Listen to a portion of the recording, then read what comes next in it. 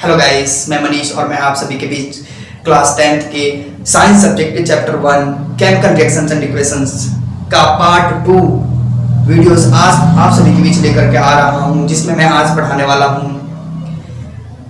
Types of chemical equations, जो आप सभी के लिए काफी हेल्पफुल होगा।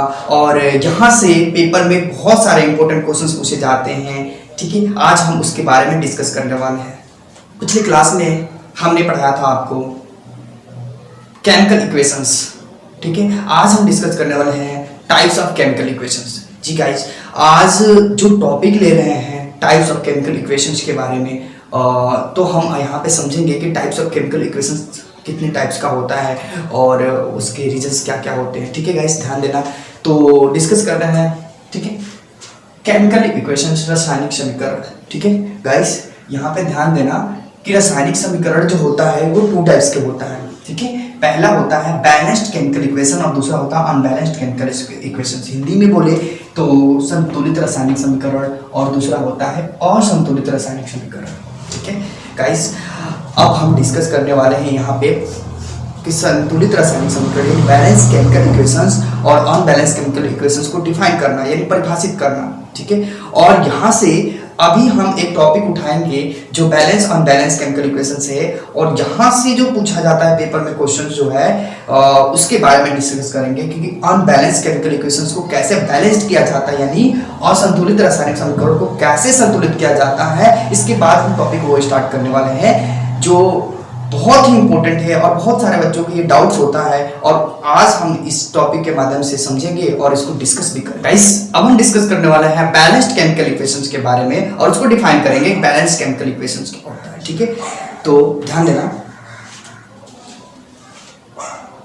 A balanced chemical equations has an equal numbers of atoms of different elements in the reactants and products। Means यहाँ पे इक्वल्स नंबर ऑफ एटम्स, यानी नंबर ऑफ एटम्स क्या है, इक्वल है।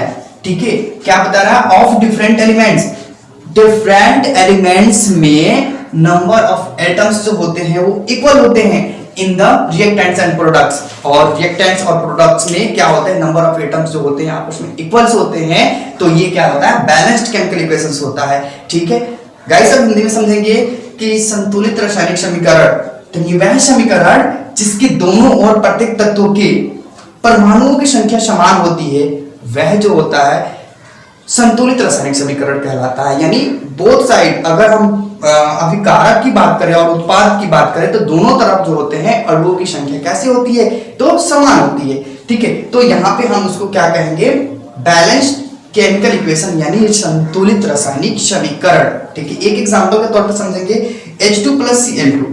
यहाँ पे हाइड्रोजन की संख्या 2 है और क्लोरीन की भी संख्या 2 है, तो ये मिलकर के बनाया 2HCl, यानी यहाँ पे भी इसकी भी हाइड्रोजन भी 2, ठीक है, और क्लोरीन भी 2।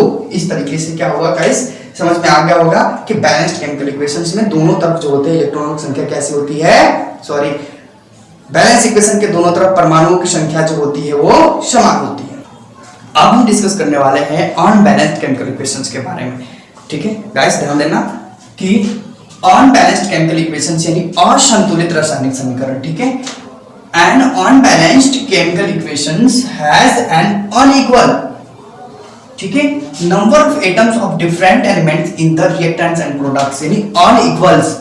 ठीक है, नंबर ऑफ इलेक्ट्रॉन्स जो होते हैं अनइक्वल्स नंबर ऑफ इलेक्ट्रॉन्स, ठीक है, of different elements in the reactants and products, यानी किसी भी रिएक्टेंट्स और प्रोडक्ट्स की बात करिए तो उसके नंबर ऑफ जो होते हैं एटम्स वो अनइक्वल होते हैं। ठीक है, जिसकी वजह से होता क्या है कि ये अनबैलेंस्ड केमिकल इक्वेशंस कहलाता है। ठीक है, अब हम हिंदी में बात करेंगे असंतुलित रासायनिक समीकरण, वह समीकरण, ठीक है, जिसके दोनों ओर प्रत्येक तत्वों के परमाणुओं की संख्या असमान होती है। गाइस, यहाँ पे ध्यान देना, असमान होती है। ठीक है, उसे क्या कहते हैं, असंतुलित रासायनिक समीकरण कहते हैं। ठीक है, यानी जहां पे अगर हम बात करें रिएक्टेंट एंड प्रोडक्ट्स की, मींस हिंदी में बोले तो अभिकारक और उत्पाद दोनों तरफ जो होते हैं, जो परमाणुओं की संख्या होती है वो असमान होती है। बराबर नहीं होती है तो वो असंतुलित रासायनिक समीकरण कहलाता है। ठीक है, यानी अनबैलेंस्ड केमिकल इक्वेशंस कहलाता है जिसके दोनों तरफ रिएक्टेंट्स एंड प्रोडक्ट्स में, ठीक है, एटम्स, नंबर ऑफ एटम्स जो होते हैं अनइक्वल होते हैं। ठीक है गाइस, एग्जांपल से समझ में आएगा, जैसे H2+O2 हाइड्रोजन्स, यहाँ पे 2 हाइड्रोजन्स है और यहाँ पे 2 ऑक्सीजन्स है, यानी दोनों तरफ गाइस समझ में आ रहा होगा कि हाइड्रोजन की संख्या यहाँ पे 2 है और ऑक्सीजन की संख्या यहाँ पे 2 है। लेकिन हम अगर राइट साइड में देखें तो यहाँ पे हाइड्रोजन कितना हो जा रहा है, हाइड्रोजन की संख्या जो हो जा रही है यहाँ पे वो 2 हो जा रहा है और ऑक्सीजन की जो संख्या हो रही है वो कितना हो जा रही है, 1 हो रही है। ठीक है गाइस, तो इधर देखना, यहाँ पे हाइड्रोजन 2 और यहाँ पे ऑक्सीजन जो हो गया 2, यानी लेफ्ट साइड में हाइड्रोजन 2 और ऑक्सीजन 2, लेकिन राइट साइड में जाते हैं तो हाइड्रोजन 2 है और ऑक्सीजन 1 है। तो ये जो है इक्वेशंस कहलाएगा क्या, अनबैलेंस्ड केमिकल इक्वेशंस। अब हम डिस्कस करेंगे कि अनबैलेंस्ड केमिकल इक्वेशंस को कैसे बैलेंस किया जाता है। गाइस मैं बता दूं, यहाँ से जो है पेपर में क्वेश्चंस कई बार पूछा जाता है और बहुत सारे बच्चों का ये सबसे बड़ी डाउट होता है कि इसको हम कैसे क्लियर करें, और बहुत सारे जो होता है बच्चों को इस बात को समझ नहीं आ पाता है कि अनबैलेंस्ड केमिकल इक्वेशन को कैसे बैलेंस किया जाता है। ठीक है, तो आज मैं आप सभी के बीच ये जो टॉपिक लेकर आ रहा हूँ, अनबैलेंस्ड केमिकल इक्वेशन को बैलेंस करना, वो 2 मेथड से लेकर के आऊंगा। आपको जो अच्छा लगेगा वो मेथड आप अपनाइएगा। गाइस, अब हम बात कर रहे हैं अनबैलेंस्ड केमिकल इक्वेशन को कैसे बैलेंस किया जाता है, मतलब कि असंतुलित रासायनिक समीकरण को कैसे संतुलित किया जाता है। ठीक है, और हम इसको अभी मैं पहला मेथड लेकर आ रहा हूं आप सभी के बीच। ठीक है, और ध्यान देना इस मेथड पे। ठीक है गाइस, ध्यान देना, जैसे KClO3, यहां पे हमने एक एग्जांपल लिया KClO3। ठीक है, तो जिसमें से यहां पे ये लेफ्ट साइड होता है और ये राइट साइड, मतलब कि हमने अभी एग्जांपल्स, मतलब एक डिफाइन से हमने पढ़ा अभी तुरंत कि जो लेफ्ट और राइट साइड, मतलब कि जो रिएक्टेंट है और जो प्रोडक्ट है। ठीक है, यानी अभिकारक और उत्पाद, इसको अभिकारक बोलते हैं और इसको उत्पाद बोलते हैं। ठीक है, तो दोनों तरफ जो होता है परमाणुओं की संख्या कैसे होनी चाहिए, समान होनी चाहिए। नंबर ऑफ एटम्स जो होना चाहिए वो कैसा होना चाहिए, इक्वल्स होना चाहिए। ठीक है, तो हम यहाँ पे देखते हैं लेफ्ट साइड में कि KCl यानी पोटेशियम, ठीक है, की संख्या कितना, नंबर ऑफ पोटेशियम यहाँ पे 1 है, क्लोरीन भी 1 है और ऑक्सीजन कितना है, 3 है। ठीक है, यहां पे देखते हैं क्लोरीन 1 है, सॉरी पोटेशियम 1 है और क्लोरीन की संख्या 1 है, और यहां पे देखते हैं कि ऑक्सीजन कितना है, 2 है। तो हमें यहां पे पता चल जाता है कि ये अनबैलेंस्ड केमिकल इक्वेशंस है, यानी असंतुलित रासायनिक समीकरण है। तो इसका मतलब यह है कि इसको क्या करना पड़ेगा, हमें संतुलित करना पड़ेगा। ठीक है, तो इसको संतुलित करने के लिए यानी बैलेंस्ड करने के लिए हमें क्या करना होगा कि यहाँ पे ऑक्सीजन 2 है और यहाँ पे ऑक्सीजन 3 है। ठीक है, तो हमें इसको सेम करना होगा। इसको सेम करने के लिए यहाँ पे अगर हम ऑक्सीजन को यहाँ पे 2 रख देते हैं, सॉरी यहाँ पे 2 रखते हैं, तो यहाँ पे पोटेशियम भी 2 बढ़ जा रहा है, क्लोरीन भी 2 बढ़ जा रहा है। ठीक है, तो इस तरीके से हमारा 3 2 जा 6 यानी ऑक्सीजन 6 हो गया। यानी यहाँ पे अगर हम 3 रख दे तो 3 2 जा 6 यानी ऑक्सीजन 6 तो हो गया, लेकिन कंडीशंस क्या हो गया कि यहाँ पे पोटेशियम भी बढ़ गया और क्लोरीन भी बढ़ गया। ठीक है, तो हमें यहाँ पे अगर इन दोनों को बराबर कर दे तो हम देख रहे हैं कि जो यहाँ पे क्लोरीन है, सॉरी पोटेशियम है, वो कितना हो गया, 2। ठीक है, क्लोरीन भी हो गया 2 और ऑक्सीजन हो गया 6, और इधर साइड में देखें तो क्लोरीन पोटेशियम जो हो गया वो 2, क्लोरीन जो हो गया वो भी 2 और ऑक्सीजन जो हो गया 6, यानी लेफ्ट और राइट दोनों साइड जो हो गया सेम हो गया। तो इस तरीके से हमें क्या पता चल जा रहा है कि इक्वेशन जो हमारा, ठीक है, ये अनबैलेंस्ड था बैलेंस्ड हो गया। ये फर्स्ट मेथड था। गाइस, इसका सेकंड मेथड ध्यान देना, जहां पे जो है सबसे पहले लेफ्ट और राइट लिख लेंगे, लेफ्ट और दूसरी तरफ लिखेंगे राइट, यानी जो पहले है उसको लेफ्ट और जो बाद में उसको राइट। यहाँ पे जो दे रखा है नंबर वो सारे लिख लेंगे, यानी जिस जो एलिमेंट्स दे रखा है उसको लिख लेंगे। क्लोरीन है, सॉरी पोटेशियम हो गया, क्लोरीन हो गया, ऑक्सीजन हो गया। यहाँ पे क्लोरीन की संख्या, पोटेशियम 1 है, क्लोरीन भी 1 है और ऑक्सीजन कितना है, 3 है। ठीक है, और यहाँ पे भी क्लोरीन हमारा कितना है, 1 सॉरी पोटेशियम जो है 1, क्लोरीन हो गया 1 और ऑक्सीजन हो गया 2। ठीक है, तो यहां से गाइस समझ में आ रहा होगा कि यहाँ पे जो पोटेशियम है 1 है, यहाँ पे पोटेशियम 1 है, ये भी बराबर है, तो इसको हमें नहीं देखना है। क्लोरीन 1 है, यहाँ पे क्लोरीन 1 है, यानी दोनों तरफ बराबर है। यहाँ पे हम देख रहे हैं कि ऑक्सीजन 3 है और ऑक्सीजन यहाँ पे 2 है। तो अगर हमें दोनों तरफ सेम करना है तो हम कर सकते हैं क्या है, यहाँ पे 2 से मल्टीप्लाई कराते हैं और यहाँ पे 3 से मल्टीप्लाई कराते हैं, तो 3 2 जा 6 और यहाँ पे भी हो गया 6। तो इस तरह के तरीके से दोनों तरफ बराबर हो गया। लेकिन कंडीशंस क्या हो गया कि जैसे ही ऑक्सीजन जो है यहाँ पे है 2 रखा, हमें यहाँ पर रखना पड़ेगा। ठीक है, और यहाँ पे हमने ऑक्सीजन कहाँ पे, यहाँ पे 3 रखा, तो इसको हमें यहाँ पे 3 रखना पड़ेगा। ठीक है गाइस, तो ध्यान देना एक चीज और समझने वाली बातें है कि जैसे हम यहाँ पे 2 रखते हैं, ठीक है, तो यहाँ पे क्लोरीन सॉरी पोटेशियम है और क्लोरीन भी है, तो पोटेशियम भी यहाँ पे 2 बढ़ जाएगा। ठीक है, और क्लोरीन भी यहाँ पे 2 बढ़ जाएगा। ठीक है, तो गाइस अब समझ में आ रहा होगा कि यहाँ पे इसकी संख्या 2 1 2 और यहाँ पे भी 2, यानी ये भी बढ़ गया। यानी जब लेफ्ट साइड में पोटेशियम बढ़ गया और क्लोरीन बढ़ गया तो राइट साइड में भी बढ़ना चाहिए। तो यहाँ पे भी हम क्या रखेंगे, 2 रख देंगे। ठीक है, 2 1 जा 2 और यहाँ पे भी 2 1 जा 2। तो इस प्रकार से जब हमने 2 रखा तो हम इसको यहाँ पे लगा देंगे। ठीक है, तो इस तरह से हमारा क्या होगा, जो इक्वेशंस था वो बैलेंस्ड हो गया। गाइस मैं इसका दूसरा मेथड अभी आपको बताया, अब मैं एक और एग्जांपल्स लेना चाहता हूं और इस एग्जांपल में पहला मेथड पहले बताऊंगा मैं। ठीक है गाइस, ध्यान देना, जो दूसरे इक्वेशंस का पहला मेथड की बात करते हैं यहाँ पे।